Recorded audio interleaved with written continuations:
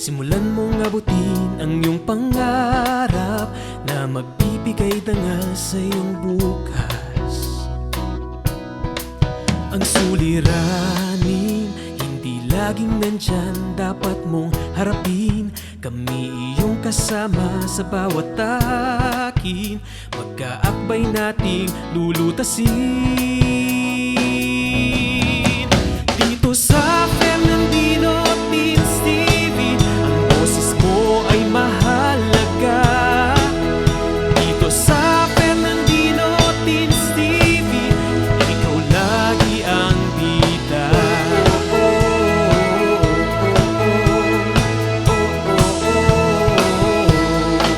Ang mga aral ay ginintuang atin ng bawat guro na siyang gagabay sa iyong pagkamulat. Naway umukit ito sa iyong isipan, maging mapanuri, sundin ng wasto at nararapat. Kagandahang asal ang ipakita, ipadama ang pusong may malasakit. Dito sa Fernandino Teens TV, ang boses mo ay mahalaga. Dito sa Fernandino Teens TV, ikaw lagi ang bida. Sakali mang tayo'y subukin ng unos, ating haharapin ng walang takot. Sasamahan ka ni Fernan at Dino, ang bagong barkada mo. Dito sa Fernandino Teens TV, boses mo ay mahalaga. Dito sa Fernandino Teens TV, edukasyon mo'y sigurado na. Dito sa Fernandino Teens TV, boses mo ay mahalaga. Dito sa Fernandino Teens TV, edukasyon mo'y sigurado na.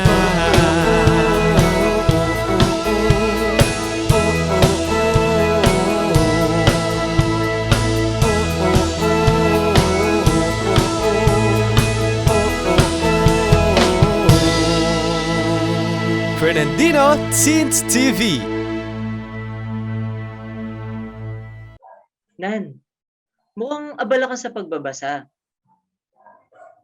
Oo, Fer, binabasa ko kasi itong kasaysayan ng Greece. Hanga-hanga, mahilig ka pala sa kasaysayan, Nan. Oo naman, nakakaaliw kayang balik-balikan ng mga pangyayari noong nakaraang panahon. Marami kang matututuhan. Tamang-tama, tiyak na magugustuhan mo ang episode natin ngayon, Nan. Oo nga, dahil ang episode natin para sa araw na ito ay tungkol sa Greece. Talaga? Tara! Tayo na't manood at matuto.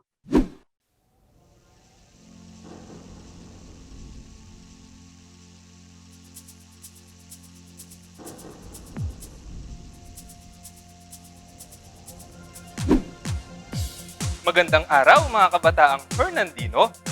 Ako, si Ginoong Joseph G. Parbo, guro mula sa Departamento ng Araling Panlipunan. Kumusta kayo? Handa na ba kayo sa pagtuklas ng karagdagang kaalaman tungkol sa ating kasaysayan? Kung gayon, halina kayo at makinig ng mabuti. Pagkatapos ng ating aralin, inaasahan ko na matutugunan ang mga sumusunod na layunin. Una, na ilalahad ang heograpiya ng Greece. Pangalawa, na ilalarawan ang kabihas ng Greek. At pangatlo, na iahambing ang Sparta at Athens. Sa nakaraan nating aralin, ating natalakay ang dalawang kabihas ng umusbong sa Crete. Ano-ano nga ang mga ito? Tama, ang kabihas ng Minoan at Mycenaean. Natatandaan niyo pa ba ang mga detalye ng mga ito? Ating subukin kung ito'y inyong natatandaan sa pamamagitan ng ating unang gawain. Ito ay ang fact or bluff. Magbibigay ako ng mga pangungusap na inyong babasahin at uunawain. Pagkatapos ay isulat sa inyong comment box ang salitang fact kung kayo ay sang-ayon sa pangungusap. Bluff naman ang inyong isusulat kung hindi. Mayroon kayong 3 segundo upang sagutin ang bawat bilang. Handa na ba kayo, Fernandino Teens? Unang pangungusap. Ang kabihas ng Minoa ng kauna-unahang kabihas ng Aegean na nagsimula sa Crete. Fact or bluff? Fact nga! Ang galing! Ang kabihas ng Minoa ng kauna-unahang kabihas ng Aegean na nagsimula sa Crete. Knossos ang kabisera nito. Pangalawang pangungusap. Linear B ang tawag sa sistema ng pagsulat ng mga Minoan. Fact or bluff? Mahusay! Bluff nga ito. Dahil linear A ang sistema ng pagsulat ng mga Minoan at hindi linear B. Pangatlong pangungusap. Ipinakita ng mga Minoa ng kagalingan nila sa sining ng pagpipinta sa pamamagitan ng 2 larangan. Fact or bluff? Magaling! Fact ito.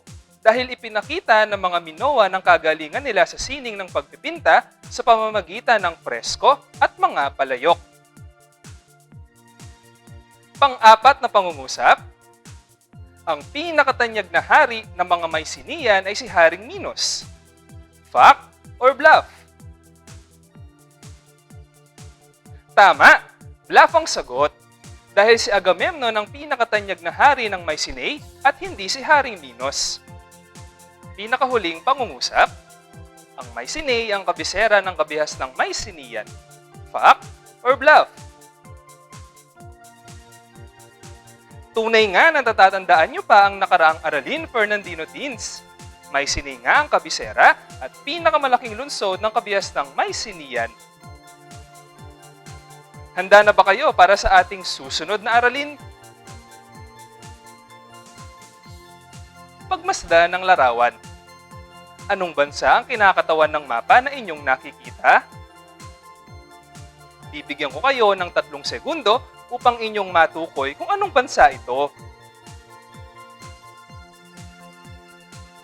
Tama, Fernandino Teens. Ito ang mapa ng Greece. Ang bansang ito ay nagkaroon ng napakahalagang papel sa kasaysayan ng daigdig. Ang Greece ay isa sa tinatawag na kabihas ng klasikal sapagkat ang mga naiambag nito sa agham, sining, at kaisipan ay may mataas na antas ng kagalingan na tinitingala sa daigdig at naging batayan ng mga sumusunod na kabihasnan. Mainam, hindi ba, Fernandino Teens? Pag-usapan muna natin ang heograpiya ng Greece. Saan ba matatagpuan ang Greece? Ano ang naging epekto ng kanyang lokasyon sa kabuhayan at pamumuhay ng mga Greek? Matatagpuan ang Greece sa dulong timog ng Balkan Peninsula na nakaumo sa dagat Mediterranean. Kabilang din ang napakaraming maliliit na pulo ng dagat Aegean. Binubuo ang hangganan ng Greece sa 3 panig ng karagatan. Aegean sa silangan, Ionian sa kanluran, at Mediterranean sa timog. Liku-liko ang baybaying dagat ng Greece at marami itong magagandang daungan. Dahil dito, nahikayat na maging mangingisda at mangangalakal sa karagatan ang mga Greek. Ang lupain ng Greece ay mabato at balubundukin. Nagsisilbing gulugod ang bundok ng Tindus na nakahanay sa kabuuan ng peninsula. Nasasalita ng mga mabatong baybayin ng maraming golpo at look. Halos mahati ang Greece ng golpo ng Corinth sa 2 rehiyon, ang Attica at ang Peloponnesus. Mabundok ang Greece kung kaya ang nabuong kabihasnan nito ay pawang watak-watak na mga lungsod o city-state. Ang klima ng Greece ay angkop sa pagtatanim ng ubas, olive, trigo at barley. Dahil sa kakulangan sa pagkain, kinakailangan ng mga sinaunang Greek ng karagdagang pagkain mula sa ibayong dagat. Mahusay, hindi ba, Fernandino Teens? Inyong natutuhan kung paano iniakma ng mga Greek ang kanilang kabuhayan sa uri ng kanilang heograpiya. Tayo ay mapalad dito sa ating lalawigan ng Pampanga. Marami tayong mga kapatagang akma sa pagtatanim na isa sa ating pinagkukunan ng ikinabubuhay. Mayroon din tayong mga ilog na pinagkukuhanan ng mga isda. Kaya kung masipag ka, hindi ka magugutom. Hindi ba, Fernandino Teens? Ano naman kaya ang kabihas ng umusbong sa Greece? Ang kabihas ng Greek ay nakilala sa tawag na kabihas ng Hellenic. Ito ay tumagal mula 800 BCE hanggang 400 BCE. Isa sa mga pinakadakilang sibilisasyong naganap sa kasaysayan ng daigdig. Ang kabihas ng Hellenic ay hango sa salitang Hellas na tumutukoy sa kabuuang lupain ng sinaunang Greece. Hellenes naman ang tawag ng mga Greek sa kanilang sarili. Naaliw ba kayo sa inyong mga nalaman tungkol sa Greece? Sa susunod na ilang minuto, ating alamin ang ibig sabihin ng polis. Ano-ano nga ba ang pinakatanyag na polis ng Greece? Ano ang pagkakaiba ng Acropolis at Agora? Lahat ng iyan ay sasagutin natin sa ating pagbabalik. Ang Schools Division Office City of San Fernando, Pampanga ay kaisa ng Department of Education sa pagsasagawa ng mga proyekto at programa na tumutugon sa mga pangangailangan ng mga mag-aaral. Inilunsad ang Division Call Center for Tutors and Guidance Counselors upang magbigay ng educational at psychological assistance sa mga mag-aaral, magulang at stakeholders ng division. Kaya, kung may nais kayong itanong tungkol sa pag-aaral, maaaring magpadala ng mensahe sa Division Call Center for Tutors and Guidance Counselors Facebook page o tumawag sa mga numero na makikita sa ibaba ng inyong screen tuwing Lunes hanggang Biyernes sa ganap na alas 8 ng umaga hanggang alas 6 ng gabi. Maaari rin kayong sumangguni sa ating guidance counselors na nagbibigay ng guidance and counseling services. Lahat ng inyong ibabahagi ay mananatiling confidential. Ang nasabing programa ay nagsisilbing daan upang malaman ang feedbacks ng stakeholders para matulungan ang ating divisyon na mapagbuti pa ang mga sumusunod na programa. Ano pang hinihintay ninyo? Tumawag na sa aming mga numero o bumisita na sa aming Facebook page at magpadala ng inyong mga katanungan.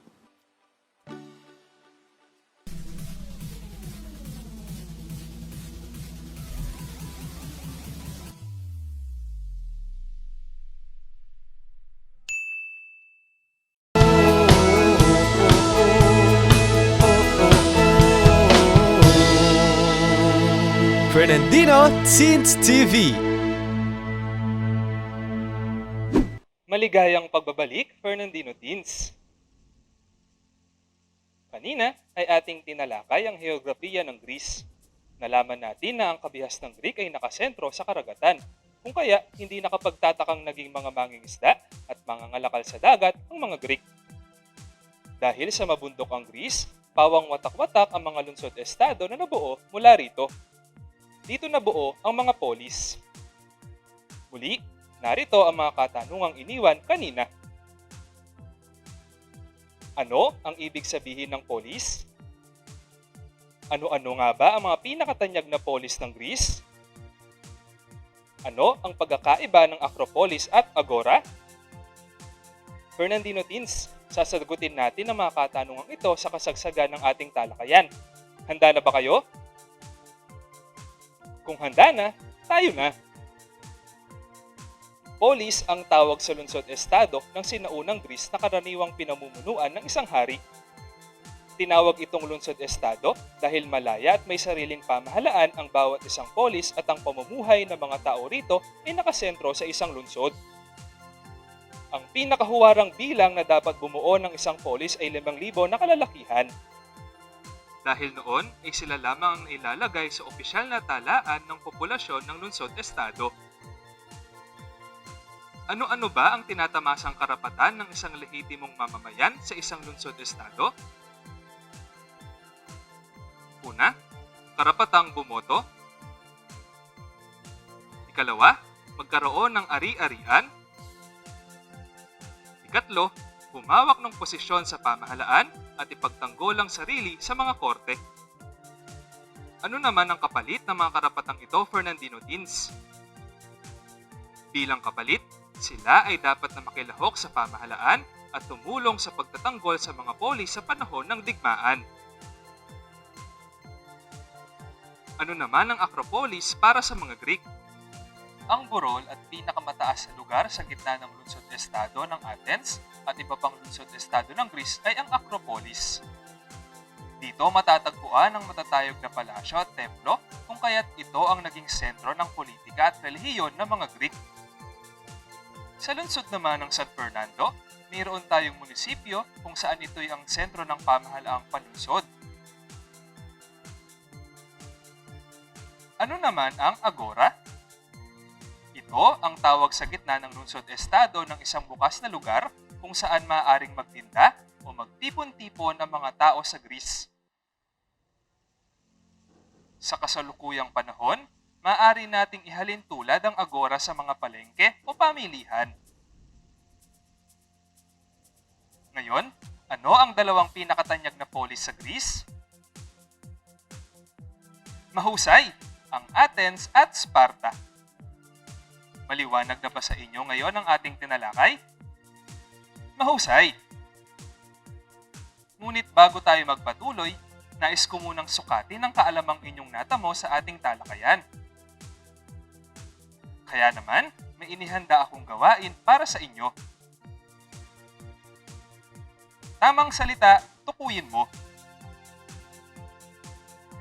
Punan ninyo ng tamang sagot ang patlang bago ang bawat bilang. Mayroon kayong 3 segundo upang sagutin ang mga ito. Unang pahayag, ito ay matatagpuan sa dulong timog ng Balkan Peninsula na nakaumo sa dagat Mediterranean. Ano ang inyong kasagutan? Tama! Ang Greece ay matatagpuan sa dulong timog ng Balkan Peninsula na nakaumo sa dagat Mediterranean. Pangalawang pahayag, ang katawagan sa kabihas ng Greek na tumagal mula 800 BCE hanggang 400 BCE. Ano ang inyong kasagutan?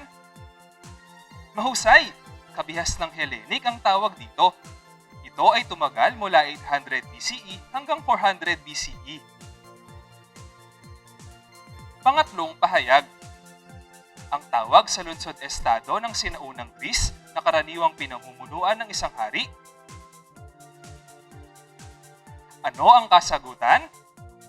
Mainam! Polis ang tawag sa lungsod-estado ng sinaunang Greece na karaniwang pinamumunuan ng isang hari. Pang-apat na pahayag, ang mga ito ang pinakatanyag na polis ng Greece. Tumpak! Athens at Sparta nga ang pinakatanyag na polis ng Greece. Para sa huling pahayag, ang burol at pinakamataas sa lugar sa gitna ng lungsod-estado ng Athens at iba pang lungsod-estado ng Greece. Mahusay! Acropolis nga ang tawag sa burol at pinakamataas sa lugar ng gitna ng lungsod-estado ng Athens at iba pang lungsod-estado ng Greece. Gusto nyo bang mag-virtual tour sa Acropolis ng Greece? Halina't ako'y inyong samahan sa paglalakbay upang ating masilayan ang kagandahan ng Acropolis.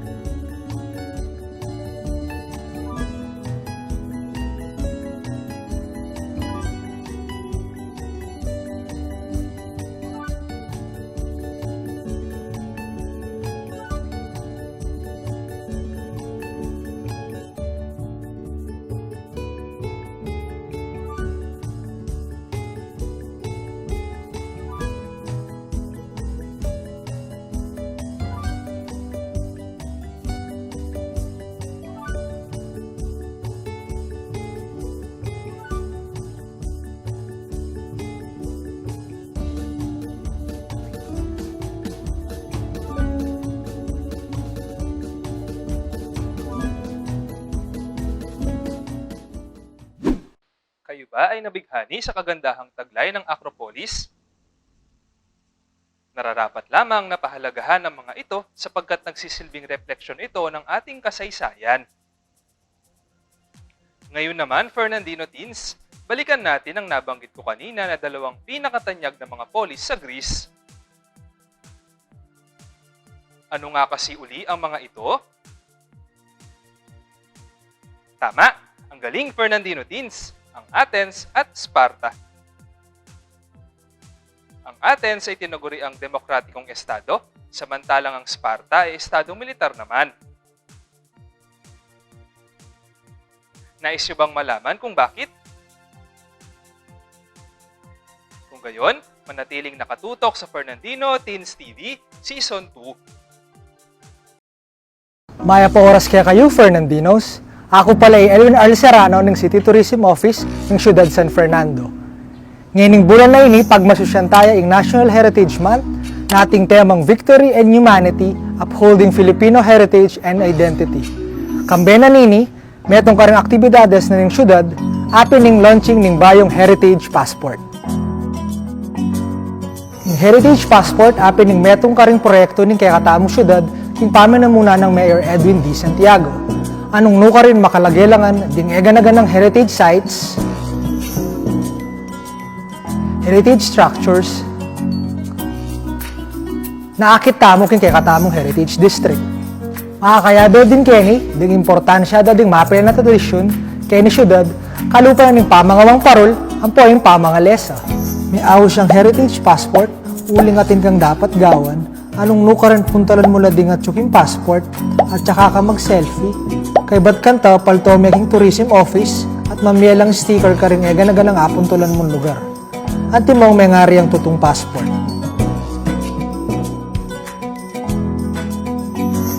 Balo mi ngeni, panahon na ini, etamo makain bisa lumal, uli na ng COVID-19 pandemic. Kaya naman kimbanwa nga ini, agkatan ko la ding bikers tamo, edad 18 hanggang 50, imbis na lumaot kayo po, di na nyo lang dita ka oras di kaya katamong heritage structures, kaya ni syudad.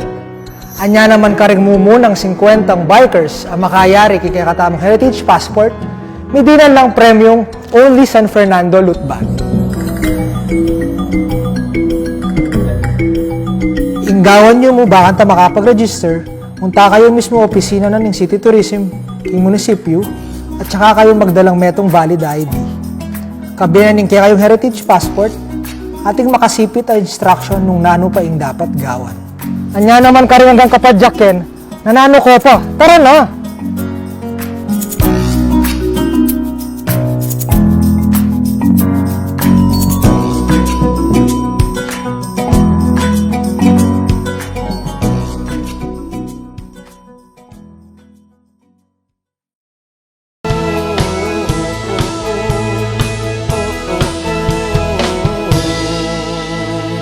Fernandino Teens TV.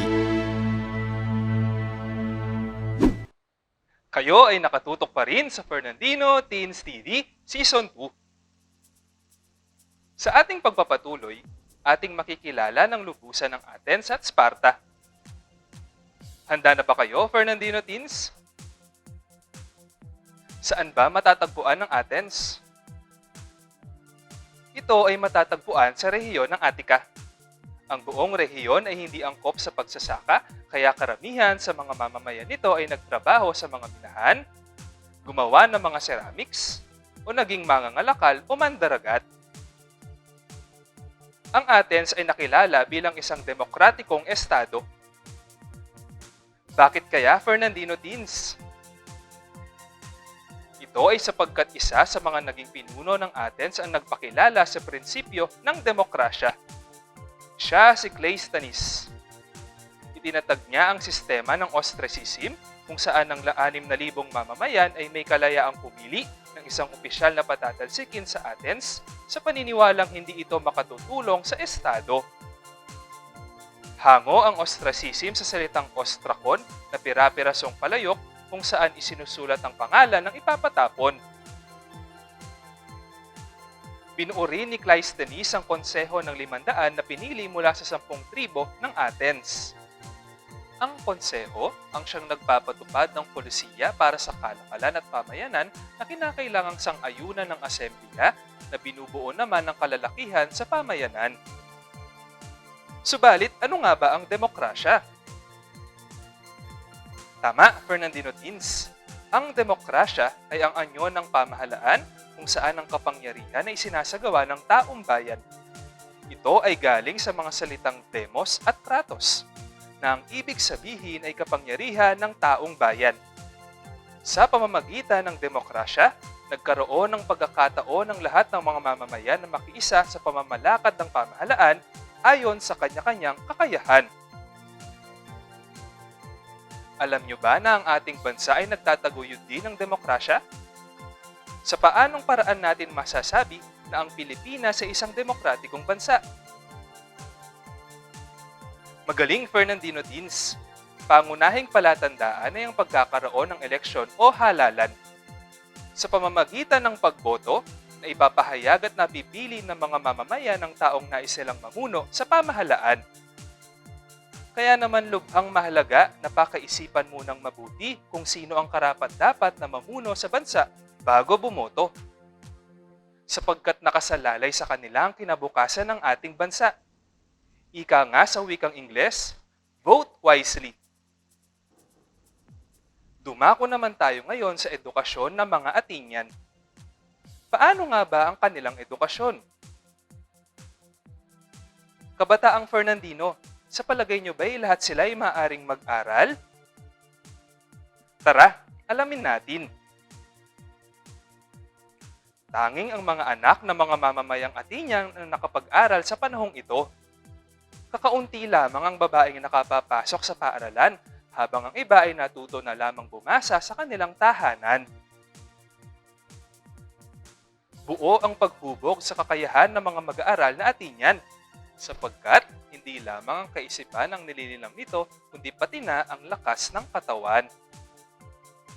Ang mga lalaki ay pinag-aaral sa mga pribadong paaralan, kung saan sila ay natuto ng pagbabasa, matematika, musika, at mga obra ni Homer na Iliad at Odyssey.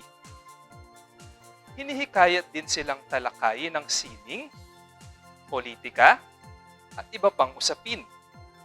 Ang palakasan ay bahagi ng kanilang pag-aaral. Sa edad na 18 taong gulang, ang mga lalaki ay nagsasanay sa militar ng 2 taon at pagkatapos ay maaari ng maging mamamayan ng Athens at makibahagi sa pamahalaan nito. Samantala, ang mga kababaihan ay hindi nabigyan ng pagkamamamayan at hindi maaaring makibahagi sa pamahalaan. Hindi rin sila maaaring magmay-ari. Ito ay batay sa paniniwala ni Aristotle na ang mga kalalakihan ay isinilang na mas mahusay, samantalang ang mga kababaihan ay nabibilang sa mababang uri at dapat maging tagasunod ng mga kalalakihan. Ang kanilang buhay ay umiikot sa mga gawaing bahay at pag-aalaga ng mga anak. Sa edad na 14 hanggang 16, sila ay pinakakasal sa mga lalaking napili ng kanilang mga magulang. Kagaya ng edukasyon ng mga Athenian, ang edukasyon din dito sa ating bansa ay lumililang ng kaisipan at lakas ng katawan ng mga mag-aaral. Bukod dito, itinataguyod din ng ating sistema ng edukasyon ng mahalagang katangian ng pagiging makadiyos, makatao, makakalikasan, at makabansa.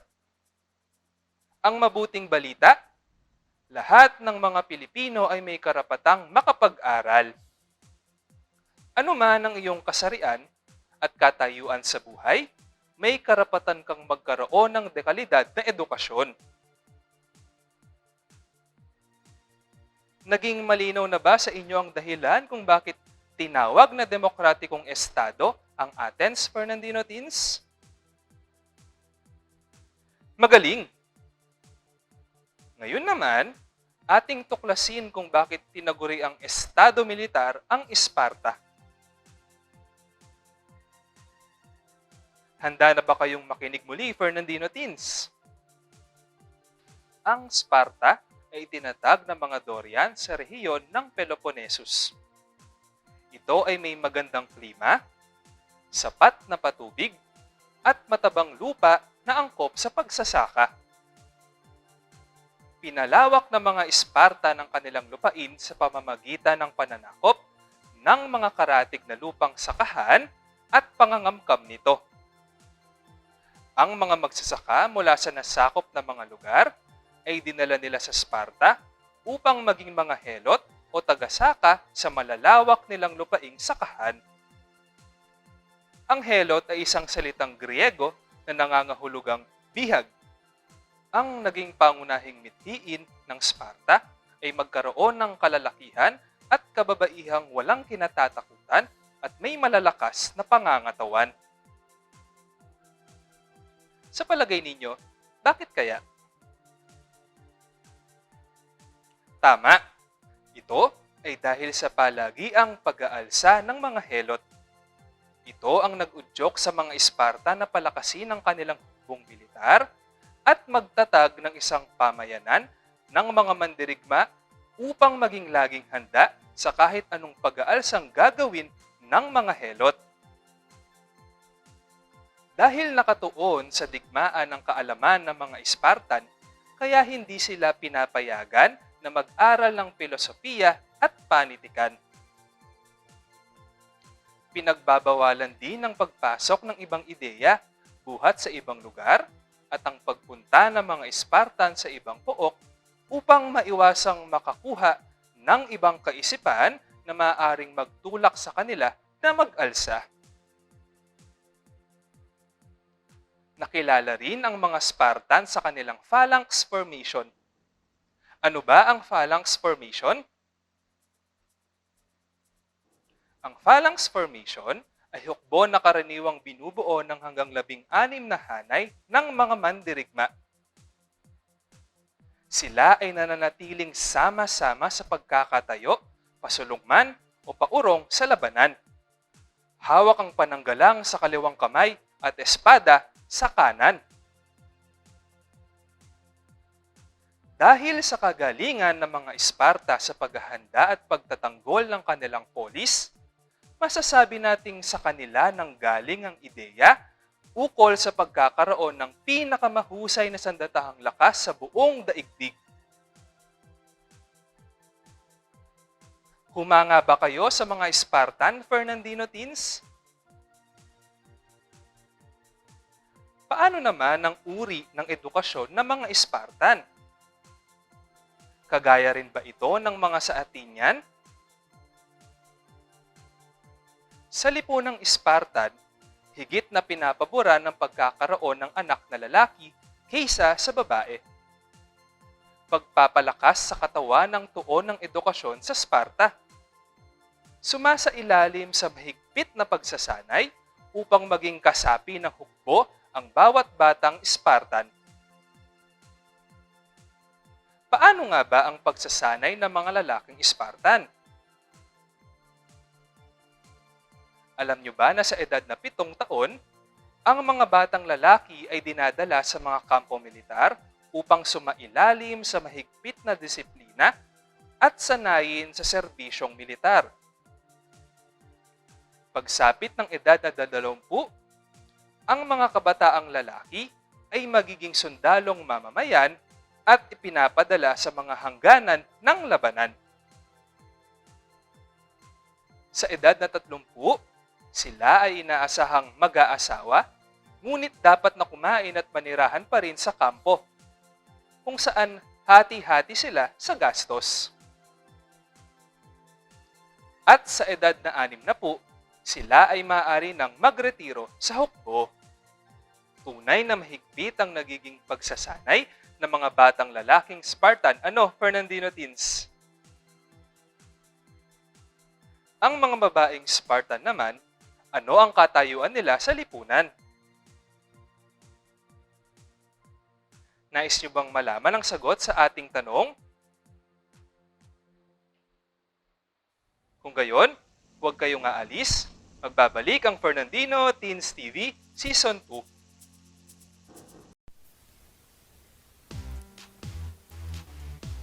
lamang sa larangan ng pangkabuhayan apektado ang maraming pamilyang Pilipino, kundi maging sa larangan ng pagkatuto ng bawat batang Pilipino. Inilunsad ng siyudad ng San Fernando ang programang Nurturing Environment and System for Thriving or NEST, isang education community pantry na naglalayon para sa isang malawakang pagtulong, pagantabay at paggabay na ang focus ay ang makapagbigay ng tulong at suporta sa ating mga mag-aaral sa pamamagitan ng pagbibigay ng educational needs gaya na lamang ng school supplies, tutorial sessions, study tips, at iba pang mga pamamaraan na mas lalong makatutulong sa pag-angat ng ating edukasyon. Dahil hindi hadlang ang pandemya sa magandang kinabukasang naghihintay sa ating mga mag-aaral. Sino-sino nga ba ang mga kalahok sa programang ito? Sa pagtutulungan ng ating school administrators, guro, magulang, at iba pang mga miyembro ng ating komunidad gaya ng barangay officials at sangguniang kabataan ay siguradong magiging mas matagumpay ang programang ito. Paano nga ba ang magiging proseso ng naturang programa? Una, magkakaroon tayo ng isang Facebook group, ang Pampanga High School NEST Education Community Pantry na pangungunahan ng Educational Pantry Coordinator. Ang mga magulang, tagapangalaga at mga guro ay ia-add ng ating Educational Pantry members sa Facebook group na ito. Sa page na ito maaaring i-post ng mga magulang at tagapangalaga o sino mang miyembro ng Educational Pantry ang kanilang mga kahilingan o requests. Kailangan ding ilagay ang pangalan ng mag-aaral, grade at section para sa mas agarang aksyon. Oo nga pala, hindi lang requests ang pwedeng i-post. Pwede ring mag-post ang mga nais magbigay ng tulong o mga gustong mag-donate. Sabi nga nila, sharing is caring. Tandaan na ang Facebook group na ito ay pribado at posts na may kaugnayan lamang sa page na ito ang maaaprobahan. Mayroon din palang Google Form na ipamamahagi kung saan maaari nating isumite ang ating requests o kahilingan. Paano naman ang mga walang internet access sa bahay? Huwag mangamba dahil merong mga nakalaang drop boxes ang ating paaralan na kung saan maaaring ihulog ng mga magulang at tagapangalaga ang kanilang requests. Sa mga nais namang mag-donate ng school supplies, maaaring ilagay ang mga ito sa tabi ng drop boxes. Maaari ring mag-donate ng mga kagamitan o cash donation kaakibat ang pagsusumite ng deed of donation form. Pangalawa, mahalaga ang ugnayan ng mga guro at ng mga magulang o tagapangalaga sa programang ito. Gamit ang video calls o chats ay ipahahayag ng mga guro ang adhikain ng programang ito sa mga magulang o tagapangalaga. Maaari ring gawin ang orientation na ito ng face-to-face kasabay ng schedule ng kuhanan ng mga module. Gaya ng nabanggit, hindi lamang mga bagay ang maaaring i-donate. Pwede ring mag-conduct ng tutorial session, study tips, at iba pang mga kagamitan sa pagkatuto gaya ng mga aklat o kaya ay gadgets. Ikatlo, ang requested needs ng ating mga magulang o tagapangalaga ay ililista ng ating NEST focal person. Ang mga coordinator naman ang mag-aayos ng mga ito. Ang advisors ng ating mga mag-aaral, guidance counselor, at iba pang mga guro ay ipaaalam sa ating mga magulang at tagapangalaga ang petsa at oras ng pamimigay ng requested needs na gaganapin sa paaralan. Sabi nga nila, it takes a village to raise a child. Kaya naman aktibo at iba yung pakikilahok ang inaasahan sa pagsasanib puwersa ng paaralan at barangay na siyang tutukoy sa pangangailangan ng bawat Fernandinong mag-aaral at kikilos upang matugunan ito sa tulong at suporta rin ng mga miyembro ng komunidad.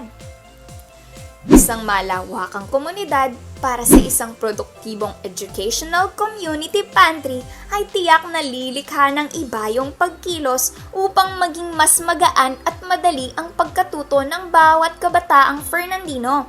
Kaya naman tandaan, magbigay ayon sa kakayahan, kumuha ayon sa pangangailangan.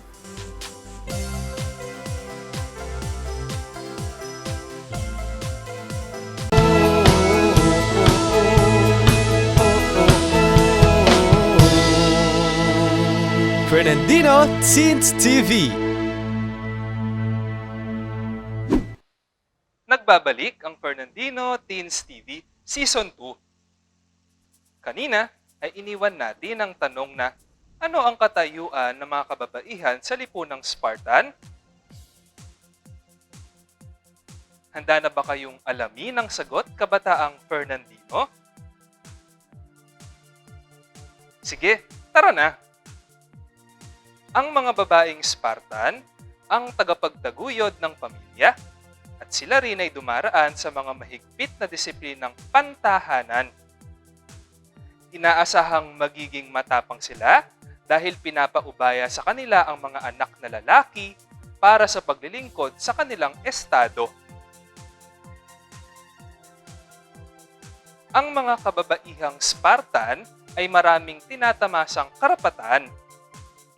Sila ang mga nag-aasikaso ng lupain ng kanilang mga asawa habang ang mga ito ay nasa kampo.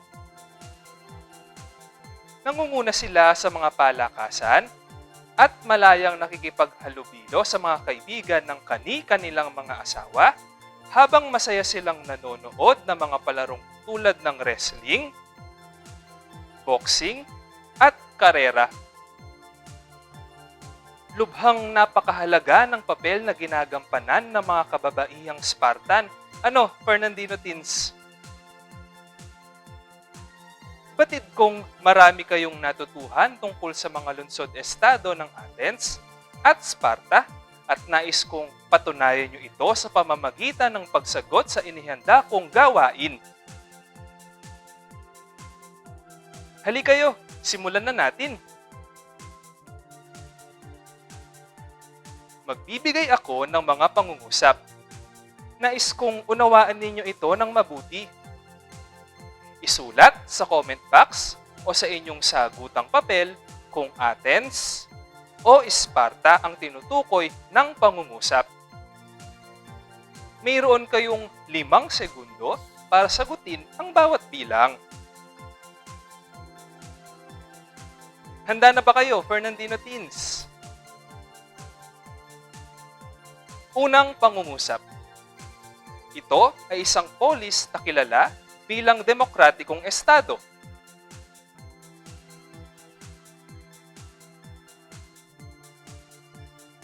Tama! Ang Athens ay nakilala bilang isang demokratikong estado dahil dito nagsimula ang kaisipan tungkol sa tunay na esensya ng demokrasya. Pangalawang pangungusap. Ang polis na ito ay tinaguriang estado militar.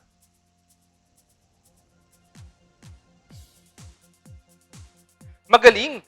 Ang Sparta ay nakilala bilang estado militar sapagkat pangunahing mithiin nito ang pagkakaroon ng mga kalalakihan at kababaihang walang kinatatakutan at may malakas na pangangatawan.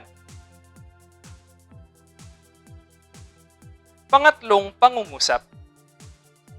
Sa polis na ito, buo ang paghubog sa kakayahan ng mga mag-aaral. Mahusay! Sa Athens, buo ang paghubog sa kakayahan ng mga mag-aaral sapagkat hindi lamang ang kaisipan ang nilililang nito, kundi pati na ang lakas ng katawan. Pang-apat na pangungusap, pagpapalakas ng katawan ng tuon ng edukasyon ng polis na ito.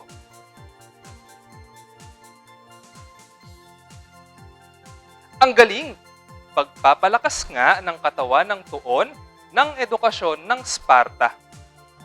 Dahil dito, Dumaraan sa mahigpit na pagsasanay militar ang mga lalaking Spartan. Napakahitik sa kaalaman ng ating tinalakay, Fernandino Teens. Ano ba ang pagpapahalaga na dapat nating tandaan mula sa ating tinalakay? Una, mahalaga ang demokrasya. Dahil hindi lamang ang kapangyarihan ng mamamayan ang nangunguna, kundi pati na ang pagkikilala sa kanyang karapatan. Ikalawa, pinakamahalaga ang edukasyon sa isang mamamayan. Ito ang susi sa kaunlaran ng tao at ng kanyang bansa. Ikatlo, mahalaga rin ang paghubog sa lakas ng pangangatawan ng mga mamamayan upang makabuo ng isang malakas na sandatahang hukbo na magtatanggol sa bansa at mamamayan nito sa anumang panganib na dulot ng anumang pananalakay. Para sa ating paglalahat, mahalagang tandaan natin na una, ang kabihas ng Greek ay nakasentro sa karagatan. Ito ay isa sa tinawag na kabihas ng klasikal sapagkat ang mga iniambag nito sa agham, sining, at kaisipan ay may mataas na antas ng kagalingan na tinitangala sa daigdig at naging batayan ng mga sumusunod na kabihasnan. Pangalawa, polis ang tawag sa lungsod-estado ng sinaunang Greece na karaniwang pinamumunuan ng isang hari. Tinawag itong lungsod-estado dahil malaya at may sariling pamahalaan ng bawat isang polis at ang pamumuhay ng mga tao rito ay nakasentro sa isang lungsod. Bahagi ng isang polis ang Acropolis at Agora. Pangatlo, ang dalawa sa pinakatanyag na polis ng Greece ay ang Athens at Sparta. Ang Athens ay nakilala bilang isang demokratikong estado na siyang nagpakilala sa tunay na konsepto ng demokrasya sa buong mundo. Samantalang ang Sparta naman ay tinaguri ang estado militar dahil pagpapalakas ng katawan ng tuon ng kanilang edukasyon. Sa kanila naman natutuhan ang kahalagahan ng pagkakaroon ng sandatahang lakas ng isang bansa. Upang higit ninyong mapatunayan ang karunungang inyong natamo sa ating aralin, inaanyayahan ko kayo para sa ating huling pagtataya. Gamit ang Venn diagram, ibigay ang pagkakatulad at pagkakaiba ng Athens at Sparta. Isulat sa comment box o sagutang papel ang inyong sagot. Bibigyan ko kayo ng 10 segundo upang gawin ito.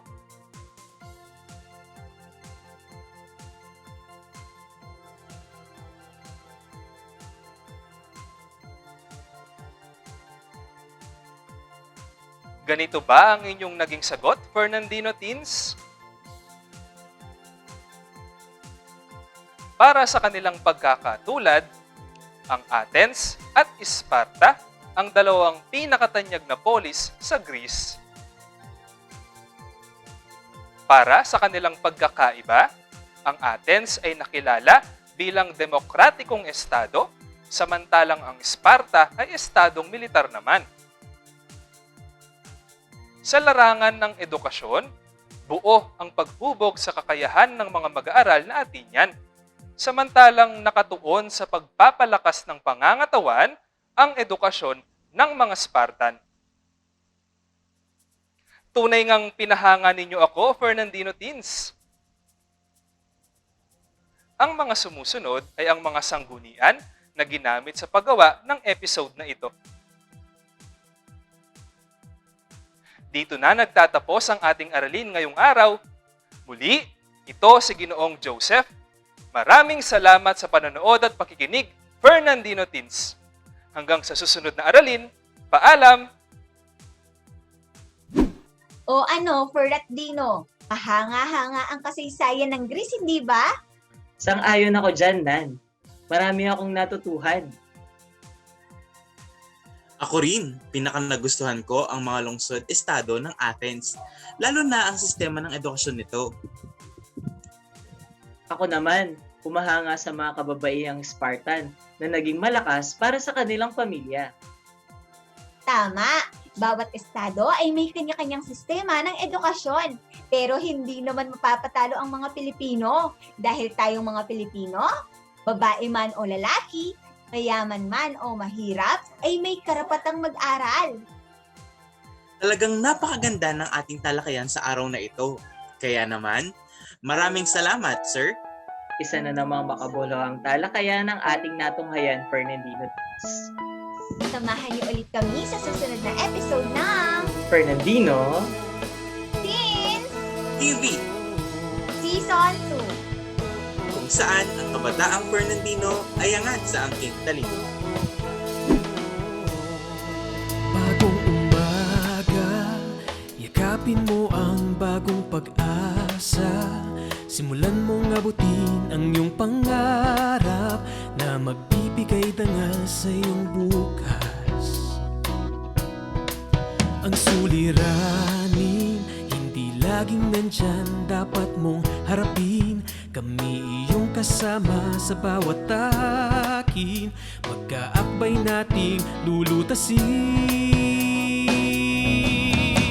Dito sa Fernandino Teens TV, ang boses mo ay mahalaga. Dito sa Fernandino Teens TV, ikaw lagi ang bida.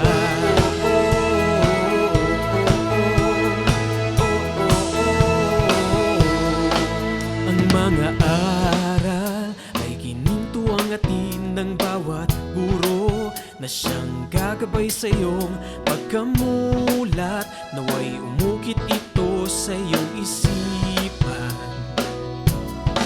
Maging mapanuri, sundin ng wasto at nararapat. Kagandahang asal ang